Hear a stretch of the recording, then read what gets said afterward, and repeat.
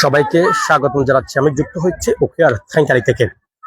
এই মুহূর্তে যুক্ত আছি আমি উখিয়ার থাইখালি যে মরাগাস্তা আছে ঠিক সেখানে। আপনারা অবশ্যই অবগত আছেন যৌথ বাহিনীর অভিযানে প্রায় আপনার ৬৭ রোহিঙ্গাকে আটক করছে যৌথ বাহিনী।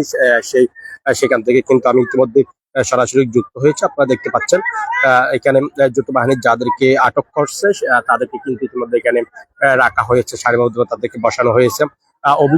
অভিযোগের প্রেক্ষিতে হচ্ছে যারা অবৈধভাবে ক্যাম্পের বাহিরে বাসা বাড়ায় তারা থাকছিল, সেই সাথে তারা বিভিন্ন অপকর্মে জড়িয়ে যাচ্ছিল এমন একটা অভিযোগের প্রেক্ষিতে কিন্তু তাদেরকে সেনাবাহিনী যৌথ বাহিনী কিন্তু তাদেরকে আটক করছে।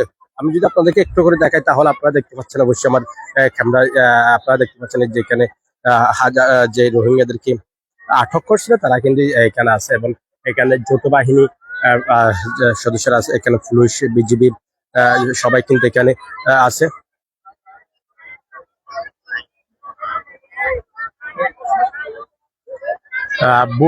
বুড়ে কিন্তু যৌথ বাহিনীর যে অভিযানটা পরিচালনা করা হয় সেই অভিযান পরিচালনার মধ্যে প্রায় ৬০০ রোহিঙ্গাকে আটক করা হয়েছে এমনটা আমাদেরকে জানানো হয়েছিল। তার আমরা একটু করে দেখতে পাচ্ছি এখানে যে যাদেরকে আটক করা হয়েছে তাদেরকে বিভিন্নভাবে কিন্তু লিস্ট তালিকা করে এবং কে কোন ক্যাম্প থেকে আসছে সেটা তালিকা করে কিন্তু তারা তাদেরকে বসানো হচ্ছে এবং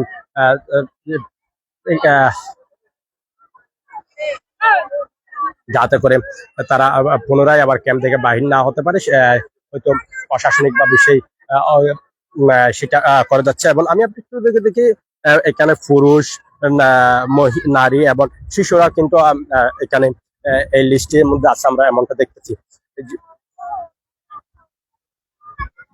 যৌথ বাহিনীর পক্ষ থেকে বলা হচ্ছিল তারা অবৈধভাবে ক্যাম্পের বাহিরে বসবাস করতেছে, তারই অভিযোগে কিন্তু তাদেরকে যৌথ বাহিনীর অভিযানে কিন্তু তাদেরকে আটক করা হয়েছে।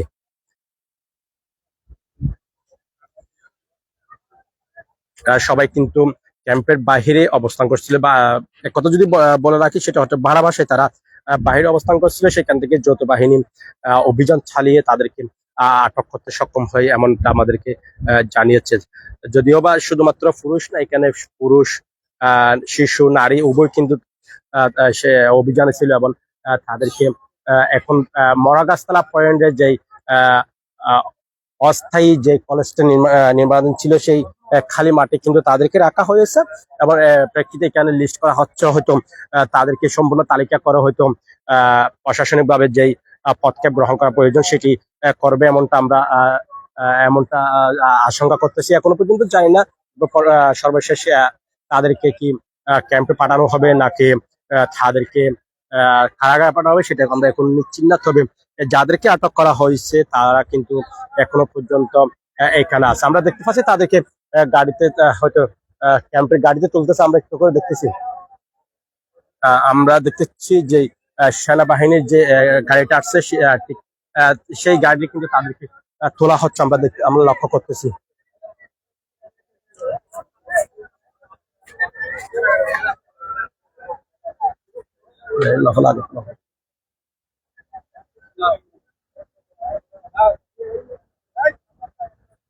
সবাইকে কিন্তু গাড়িতে তোলানো হচ্ছে, আমরা দেখতেছি একজন একজন কাউন্টিং করে কিন্তু সবাইকে যে সেনাবাহিনীর যে গাড়িটা আছে সেই গাড়িটি কিন্তু সবাইকে তোলা হচ্ছে।